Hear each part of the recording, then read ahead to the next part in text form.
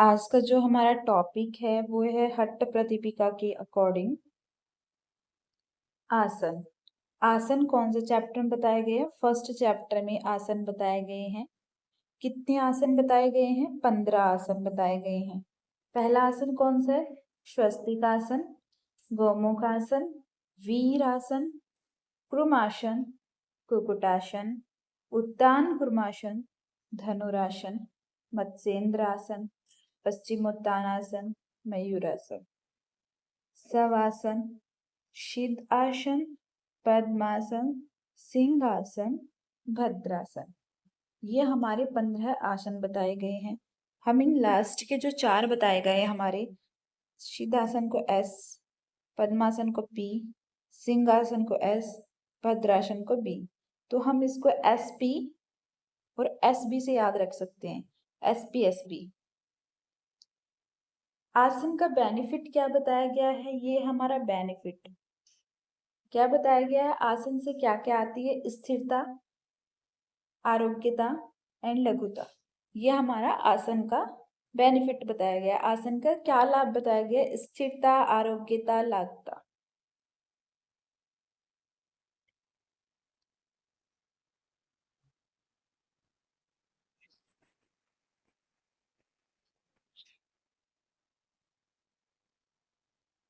चार आसन इसमें श्रेष्ठ बताए गए हैं। जैसे मैंने अभी आपको बताया ना, इन चारों के बारे में बताया था कि चार आसन क्या, इन चारों आसन के बारे में मैंने तुम्हें बताया था अभी कि इन चारों आसन को क्या बोला गया है? SP और SP। ये चारों आसन क्या है? श्रेष्ठ बताए गए हैं। SP में क्या बोला गया है? इन चारों आसनों को श्रेष्ठ बताया गया है, याद रखना है। 1/19 में बोला गया है, यहाँ पे बेनिफिट दिया गया है आसन का कि हटस्य प्रथमा अंग तवादाशनम पूर्व उच्यते कुर्यात दाशनम स्थैर्यम आरोग्यम चाव लाघवम। क्या बोला गया कि आसन से क्या क्या आता है? इस आसन से क्या बेनिफिट बताया गया है आसन का कि आसन से स्थिरता, आरोग्यता और लघुता ये बताया गया है। हमें याद रखना है कि स्थिरता, आरोग्यता और लघुता किससे बताया गया? आसन का बेनिफिट बताया गया। चार आसन श्रेष्ठ बताए गए: सिद्धासन, पद्मासन, सिंहासन एंड भद्रासन। क्लियर है? ओके।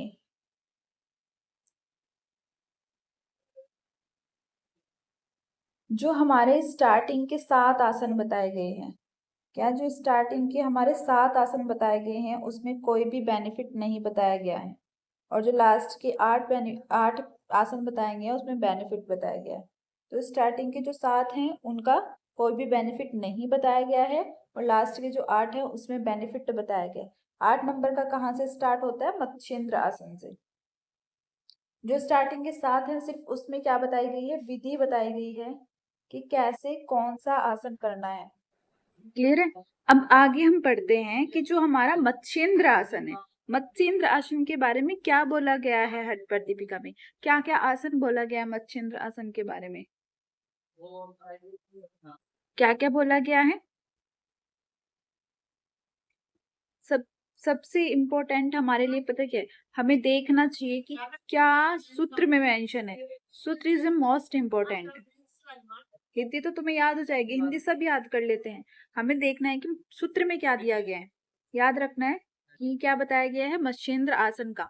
मत्स्येंद्र पीठम जठर प्रदीप्तम प्रचंग रंग खंड अस्त्रम अभ्यासता कुंडलिनी प्रबोध चंद्र स्थिरत्वम च ददाति पुषा।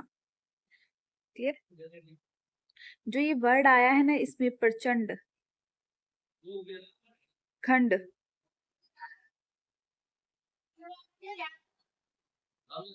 अस्त्र, ये याद रखना है हमें। ये किसके लिए, कौन से आसन के लिए बोला गया है? प्रचंड, रुंगमंडल खंडन अस्त्रम, मत्स्येंद्र आसन के लिए बोला गया है। क्या क्या बेनिफिट बताए गए हैं? पहले क्या होता है मत्स्येंद्र आसन से? जठर प्रदीप्तम, जठर अग्नि प्रदीप्त होती है। फिर कुंडलिनी प्रबोध बताया गया है, कुंडलिनी जागरण होती है। चंद्र स्थिरत्वम, चंद्रमंडल स्थिर, चंद्रमंडल जो है हमारा वो स्थिर होता है। किसके बेनिफिट है? मत्स्येंद्र आसन के। अब हिंदी में देख लेते हैं क्या क्या बताया गया है। जठराग्नि प्रदीप्त होती है, रोगों का नष्ट होता है। किसके समान? ये तो बोला गया ना यहाँ पे, अस्त्र के समान रोगों का नाश होता है। कुंडलिनी जागरण और लास्ट चंद्रमंडल स्थिर होता है। किससे? मत्स्येंद्र आसन से।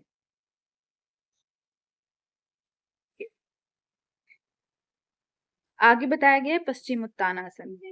कौन सा आसन है हमारा? पश्चिमोत्तानासन। पश्चिमोत्तानासन के लिए क्या बोला गया है? पश्चिमोत्तानासन के लिए बोला गया है, पश्चिमोत्तानासन से क्या क्या होगा, क्या क्या बेनिफिट बताया गया है। प्राण सुषुम्ना में संचार करेगा, जठराग्नि प्रदीप होगी, उदर पतला होगा और आरोग्यता आएगी। ये देखो, ये विधि लिखी है कि कैसे करना है, यहाँ पे इसका बेनिफिट बताया गया है। क्या बताया गया बेनिफिट में? इति पश्चिम उत्तानम आश्न अग्नि पवनम पश्चिम वाहिनी करोति उदरम जठरानस्य कुर्याद उदर कार्श्य आरोग्यता च पुसा। क्या बोला गया है कि इससे क्या होगा? पश्चिमोत्तान आसन से पवनम, जो हमारी वायु है, प्राण है, वो कहा? सुषुम्ना में प्रवाहित होगा। दूसरा जठरनालस्य, जठराग्नि प्रदीप्त होगी। फिर बताया गया है उदर काशारीम आरोग्यता, कि उदर पतला होगा और आरोग्यता आएगी। कि ये हमें याद रखना है कि क्या क्या बताया गया पश्चिमोत्तान से। प्राण सुषुम्ना में संचार करेगा, जठराग्नि प्रदीप्त होगी, उदर पतला होगा और आरोग्यता आएगी। फिर आता है हमारा मयूरासन। मयूरासन के लिए क्या बोला गया है? This is the most important of मयूरासन। मयूरासन के लिए बोला गया है समस्त रोगों का नाश होगा, उदर गुल्म का नाश होगा, कुपथ्य भी पथ्य बन जाता है। तुम कुछ भी खा लो तो कुपथ्य भी क्या बन जाएगा? पथ्य बन जाएगा। और लास्ट जठराग्नि पैदा होकर कालकुट विष का नाश करता है। कौन से विष का नाश करता है, ये पूछ लिया जाएगा कि कौन से विष का नाश करता है? कालकुटम विष का नाश कौन सा करता है? मयूरासन करता है। हमें अब इसका सूत्र भी याद होना चाहिए। हिंदी हमने देख ली कि क्या क्या आया है कि अब आगे सूत्र में क्या बोला गया है? हरती सकल रोगानाशु। क्या बोला गया है? हरती सकल रोगानाशु, कि हरती सकल रोगानाशु गुल्म उद्रादीनम अभिभवती च दोषा नाम श्री मयूरम बहु कत्सन भुक्तम भस्म कुर्यादिशत जनयंती जठाग्नि जार्येत्र कालकुटम। ठीक है, ये याद रख। क्या क्या बोला गया है इसके लिए? कि हरती सकल रोगानाशु, कौन से विष का नाश करता है? ये कालकूटम विष का नाश करता है। क्या क्या करेगा? हरती, हर लेगा किसको? सकल रोगानाश, समस्त रोगों को। गुल्म उदर, उदर गुल्म का नाश करता है। जो कुपथ्य भी क्या हो जाएगा? इसमें पथ्य बन जाएगा। और लास्ट जठराग्नि पैदा करेगा और कालकुट विष का नाश करेगा।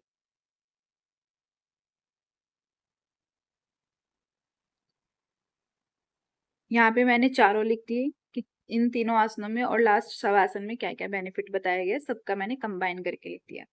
एक बार बता देती हूँ। जैसे कि मैंने मत्स्येंद्र आसन पढ़ा था। मत्स्येंद्र आसन में मैंने क्या बताया कि जो हमारा मत्स्येंद्र आसन है, इससे क्या होगा? जठराग्नि प्रदीप्त होगी, रोगों का नाश होगा। किसके समान? अस्त्र के समान। ये याद रखना। कुंडलिनी जागरण, चंद्रमंडल स्थिर। मयूरासन की क्या बोला था कि मयूरासन से क्या होता है? हरती सकल रोगानाशु, कि समस्त रोगों का नाश करेगा, उदर गुल्म का नाश करेगा, पथ्य भी पथ्य बन जाएगा। और इसमें क्या बोला गया? जठराग्नि पैदा होगा, कालकुट विष का नाश करेगी। जठराग्नि कैसे समान करेगी? कालकुट विष का नाश करेगी। पश्चिमोत्तानासन से क्या बोला गया है? पश्चिमोत्तानासन से बोला गया है कि प्राण सुषुम्ना में संचार करेगा, जठराग्नि प्रदीप्त होगी, उदर पतला होगा और आरोग्यता आएगी। लास्ट है हमारा शवासन। शवासन से क्या बोला गया है यहाँ पे? श्री शांति, शांति मतलब थकान दूर होगी, चित्त में शांति आएगी, मतलब विशांति। फिर आता है हमारा सिद्धासन। सिद्धासन से क्या बोला गया? This is the most important. सिद्धम पदम सिंघम भद्रम, चार लास्ट है जो हमारे, वो क्या बोले गए हैं? सर्वश्रेष्ठ आसन बोले गए। कौन सी? एसपी, एसपी बताया था ना मैंने स्टार्टिंग में जब मैं बता रही थी। एसपी और एसपी। एस से सिद्धासन, पद्मासन, सिंहासन, भद्रासन। This is the most important last 4 आसन। सिद्धासन का क्या बेनिफिट बोला गया है कि सिद्धासन से क्या होगा? जो हमारा सिद्धासन से बताया कि मोक्ष द्वार का भेदन होगा, 72,000 नाड़ियों की शुद्धि होगी, त्रिबंध लगाने में सहायक होता है, ये होता है सहायक, ये वर्ड यहाँ रख रहे, त्रिबंध पे लगाने में सहायक होता है। कौन कौन से बंध होते हैं त्रिबंध? मूल बंध, उद्यान बंध और लास्ट जालंधर बंध। ठीक है, ये हमें याद रखना है कि हमारे कौन कौन से बंध होते हैं। तो तीनों बंधों को लगाने में सहायक होता है। सिद्ध आसन के 3 नाम बताए गए कि सिद्ध आसन को किस किस नाम से बोला जाता है। वज्रासन, मुक्तासन, गुप्तासन। हम इसको शॉर्ट ट्रिक, मैंने इसकी याद करी थी कि जो शॉर्ट ट्रिक है इसकी वो कौन सी बताई गई है, वज्रासन, मुक्तासन, गुप्तासन। या फिर तुम ऐसे याद कर सकते हो, वेरी गुड मॉर्निंग। ठीक है, वी से वज्रासन, एम से मुक्तासन, जी से गुप्तासन। VGM, वज्रासन, मैं से मुक्तासन और जी से गुप्तासन। ठीक है, मैंने पहले ये लिख दिया था ना, वेरी MG। तो ये इसका सीक्वेंस है कि पहले वज्रासन बोला गया, फिर मुक्तासन बोला गया, फिर गुप्तासन बोला गया। तुम कैसे भी याद कर सकते हो, वेरी मॉर्निंग गुड या फिर वेरी गुड मॉर्निंग से याद रहेगा सिद्धासन के क्या क्या बोले गए। देखो यहाँ पे बोला गया है ना, श्री क्या होता है, मतलब कि जो हमारा ये सिद्धासन है इसमें बोला गया ना कि मोक्ष कपाट भेदकम। तो ये लिखा है यहाँ पे कि मोक्ष कपाट भेदकम, की मोक्ष कपाट भेदकम, की मोक्ष प्रदान करने वाला कौन सा आसन है, मोक्ष द्वार का भेदन करने वाला कौन सा आसन है, सिद्धासन है। आगे आता है हमारे पद्मासन। पद्मासन के लिए क्या बोला गया है कि सर्व व्याधि विनाशनम। एक वर्ड याद रख लो कि पद्मासन के लिए क्या बोला गया है, एत द्वादि विनाशकारी, कि सर्व व्याधि विनाशनम, कि सभी रोगों को नाश करने वाला है हमारा पद्मासन। फिर आता है सिंहासन। सिंहासन के लिए बोला गया है कि जो हमारा सिंह आसन है, क्या है, जो हमारा सिंहासन है, सिंहासन योग्य द्वारा पूजित आसन, तीनों बंधों को अभ्यास में सरल बनाता है। जैसे कि हमारी माँ शेरा वाली है, तो शेरों वाली माता है, तो उसको कौन पूजते हैं ना, पूजा करते हैं। तो इसलिए पूजित आसन कौन सा हो गया हमारा, सिंहासन हो गया। ये क्या करता है, तीनों बंधों को सरल बनाता है। अगर एग्जाम में आ जाएगा कि हमारे जो सहायक है, सहायक कौन सा है त्रिबंधों में, और 3 बंध को सरल कौन बनाता है। ठीक है, ऐसे आ जाएगा तो क्या लगाएंगे कि जो त्रिबंध को सहायक करता है और जो सरल करता है। सरल कौन करता है, सिंहासन करता है। त्रिबंध में सहायक कौन सा होता है, सिद्धासन होता है, राइट। सिद्धासन बताया गया ना, जो तीनों बंधों को क्या करता है, सहायक बनाता है, और त्रिबंध में जो सरल बनाता है वो सुनता सिंहासन होता है।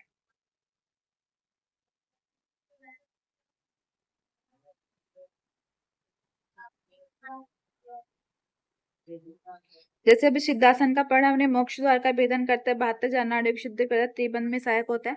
पद्मासन सर्व पाप विधिमान प्राप्य व्याधि नाशनम, मतलब सर्व व्याधि विनाशनम। सिंहासन के लिए योगी द्वारा पूजित त्रिबंधों को सहायक बनाते हैं। सिद्धासन के नाम बताए थे, वेरी गुड मॉर्निंग, वी से वज्रासन, जी से गुप्तासन, माँ से मुक्तासन।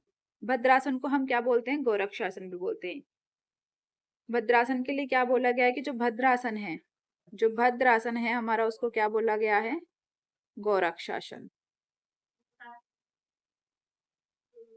याद रखना कि भद्रासन को क्या बोला गया है, गोरक्षासन बोला गया है। फिर आता है हमारे मीताहार के बारे में। मीताहार के बारे में बताया गया है हमारे फर्स्ट चैप्टर के अंदर ही, हमारा मीताहार भी बताया गया है। मीताहार के बारे में क्या बोला गया है, ये हमें याद होना चाहिए कि मीताहार के बारे में क्या बोला गया है, कौन सा सूत्र है, कौन से नंबर का सूत्र बोला गया है मीताहार के बारे में। तो मीताहार के बारे में हट्ट प्रदीपिका के ही फर्स्ट चैप्टर के 58 में आता है मीताहार। क्या बोला गया, सुस्निग्ध, क्या सा होना चाहिए, सुस्निग्ध मधुर आहारस्य चतुर्थांश वर्ज्यते भुज्यते शिव संप्रीते मीताहारस्य उच्यते। अंडरस्टैंड, क्या बोला गया, सुस्निग्ध, कि जो हमारा भोजन है वो कैसा होना चाहिए, सुस्निग्ध होना चाहिए, चिकना होना चाहिए। दूसरा, मधुर होना चाहिए, ऐसा आहार। चतुर्थांश वर्ज्यते भुज्यते शिव संप्रीत्य मीताहारस्य उच्यते। तो कैसा होना चाहिए? सुस्निग्ध होना चाहिए, मधुर आहार होना चाहिए, चतुर्थांश विवर्जिते मतलब 1/4 हिस्सा है जो हमारा, वो पेट का 1/4 भाग खाली छोड़ना चाहिए। भुज्यते शिव संप्रीते, इष्ट देव को समर्पित किया हुआ होना चाहिए। फिर हमारा पथ्य और अपथ्य आ जाएगा। अपथ्य कौन से में बोला गया है? 1/59 में बोला गया। 58 में क्या आ जाएगा? मिताहार। अभी पढ़ के आए हैं ऊपर कि जो मिताहार है वो 1/58 में है, और पथ्य और अपथ्य, अपथ्य किस में आ जाएगा? 59 में आ जाएगा। अपथ्य के लिए क्या बोला गया है? कौन कौन से आहार बोले गए हैं? ये पूरा हमें याद होना चाहिए। कटु, अम्ल, तिक्त, लवण, उष्ण, हरित शाक, सोवित तेल, तिल, सरसों, मध्यम, अतिश्याम, आजादी, माजदी, तक्रकुल्लत, कोलपिन्या, हींग, लहसुन, अपथ्यम, आहू। बुक में देखना इसको, 1/59 में लिखा हुआ है। कौन कौन से बताए गए हैं कि जो खाने योग्य चीजें नहीं है, ये बोला गया है। कौन कौन से आहार बोले गए हैं? कटु, अम्ल, तिक्त। कौन कौन से? कटु है, फिर अम्ल है, कटु के बाद अम्ल बोला गया, फिर तीक्ष्ण, कटु, अम्ल, तीक्ष्ण, फिर आता है लवण, उष्ण, हरित शाक, क्षोभित, तेल, तिल, सरसप, मध्यम मतलब मध्य होते शराब, मत्स्यान मछली, आजादी, मांस, दधी, तक्र, कुल्लत, कोल, पिन्याक, हींग, लहसुन, लहसुन, अपथ्यम, आहू। ठीक है, जो चीजें नहीं खानी है।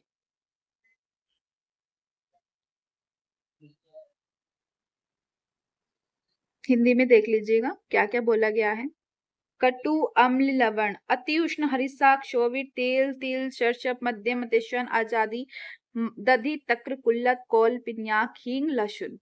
अज मतलब बकरे का मांस आ जाएगा। पिन्याक बताओ क्या होता है? खल्ली। दधी क्या होता है? दही। तक्र क्या होता है? लस्सी। तो ये सब हमें याद होनी चाहिए। अपथ्य में आगे और बोला गया है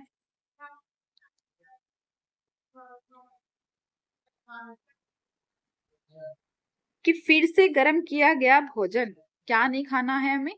फिर से गर्म किया गया भोजन, रूखा भोजन, अधिक नमकीन वाला, खटाई वाला और उत्कट, ये सब भी हमारे अहितकर भोजन बताए गए हैं। और योग अभ्यास के प्रारंभ में क्या चीज छोड़ देनी चाहिए? अग्नि का सेवन, स्त्री संग, लंबी यात्रा हमें छोड़ देनी चाहिए। 3 चीजें बताई गई स्वात्माराम ने कि क्या क्या छोड़ देनी चाहिए? अग्नि का सेवन, स्त्री संग और लंबी यात्रा छोड़ देनी चाहिए। गोरक्षनाथ के शब्दों में गोरक्षनाथ ने क्या बोला है? गोरक्षनाथ ने बोला है कि दुर्जन स्थान, अग्नि सेवन, स्त्री संग, लंबी यात्रा, प्रातः स्नान, उपवास आदि जो काय क्लेश वाले कार्य हैं, कष्ट देने वाले कार्यों को भी छोड़ देना चाहिए। हमें याद रखना है कि गोरक्षनाथ के अकॉर्डिंग क्या बोला है? गोरक्षनाथ ने क्या बोला है? गोरक्षनाथ ने क्या बोला है कि दुर्जन स्थान, अग्नि सेवन सेम है, स्त्री संग सेम है, लंबी यात्रा सेम है। जो अब बचे कौन से हैं जो उसमें नहीं बताए गए हैं? दुर्जन स्थान, प्रातः स्नान, उपवास और शरीर को कष्ट देने वाले कार्य भी छोड़ देने चाहिए।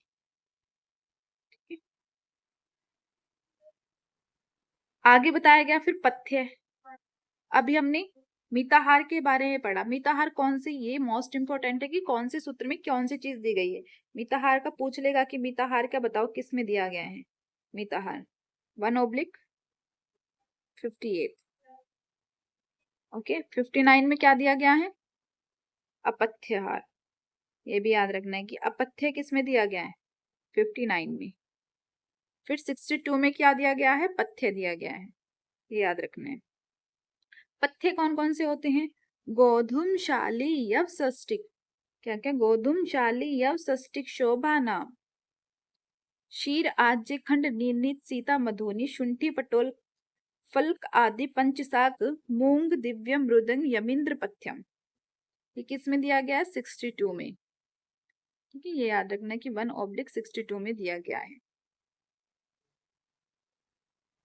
क्या क्या बताए गए हैं? गोधूम मतलब गेहूं, शाली चावल, यव जौ, षष्ठी मतलब 60 चावल, शोभा नाम शील, आज्य, खंड, नवनी, सीता, मधुनी, सुंठी, पटोल, फल, पंचसाक, मूंग, यमिंद्र। जहां पे ये पंचसाक वर्ड आया है, ये 5 प्रकार के शाक बता रखे हैं। पंचसाक, ठीक है। यमिंद्र क्या होता है? वर्षा का जल, ये याद रखना है तुम्हें। नवनीत क्या होता है? मक्खन, आजी घी, खांड देसी खांड, मधुनी शहद, सीता क्या होता है? मिश्री। ये सब हमें याद रखनी है। इंपॉर्टेंट है ये, ठीक है, याद रखिए। फिर पत्थे में जो अभी पंच शाक होते हैं, पंच शाक वर्ड आया कि 5 शाक कौन कौन से बताए गए हैं, कौन कौन से बताए गए? जीवंती, बत्वा, चोलाई, मेघनाद, पुनर्वा। ये क्वेश्चन आ चुका है, एनटीए ने पूछ लिया है कि इसको क्या करो, सीक्वेंस से लगाओ, कि जो हमारे 5 प्रकार के शाक बताए गए हैं एचपी के अकॉर्डिंग, इनको सीक्वेंस से लगाओ। जीवंती, बथवा, चोलाई, मेघनाद, पुनर्वा।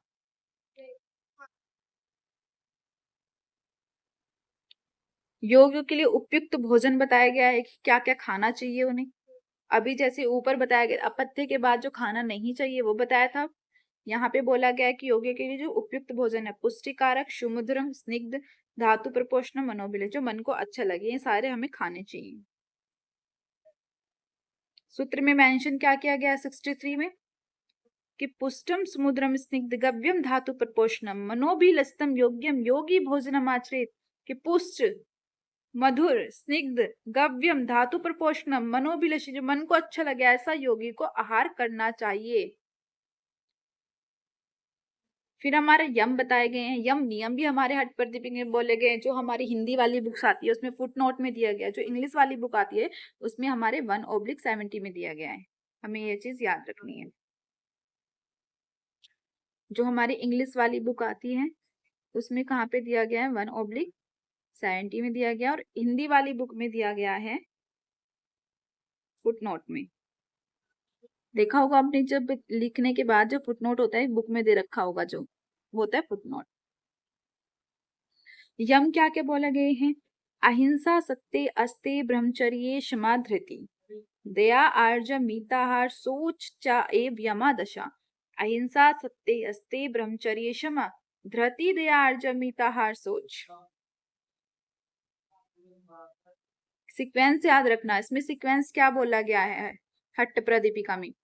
अहिंसा, सत्य, अस्ते, ब्रह्मचर्य, क्षमा, पहले क्षमा कर दिया उन्होंने, फिर क्षमा, धृति, दया, आर्ज, मिताहार, सोच।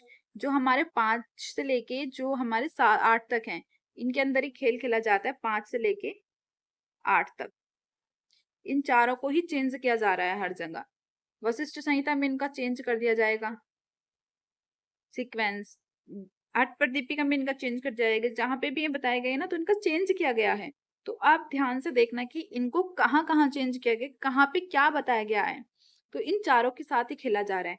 अहिंसा सही रहेगा, सत्य, अस्त्य, ब्रह्मचर्य और मिताहार, सोच, ये 6 हमारे सेम रहते हैं। जो चेंज किए जा रहे हैं वो क्षमा, धृति, दया, आर्जव किया जा रहा है।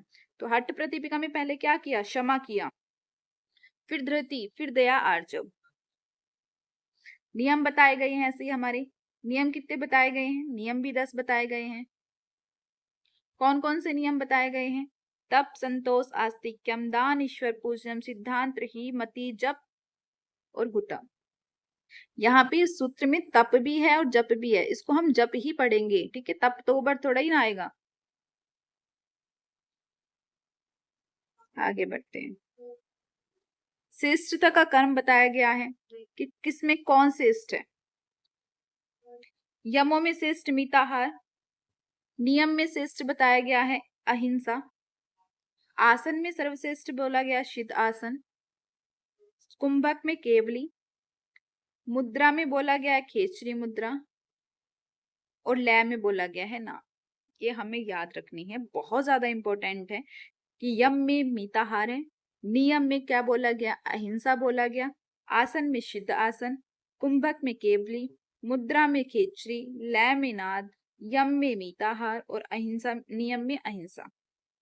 यमेशिव मिताहारम, ये लिखा यम में मिताहार, अहिंसा नियम, नियम में अहिंसा, मुख्यम सर्वासनम सिद्धा, सिद्धासनम विदु, न आसनम सिद्धासनम न कुंभक केवलोपम न खेचरी समुद्रा न शुल।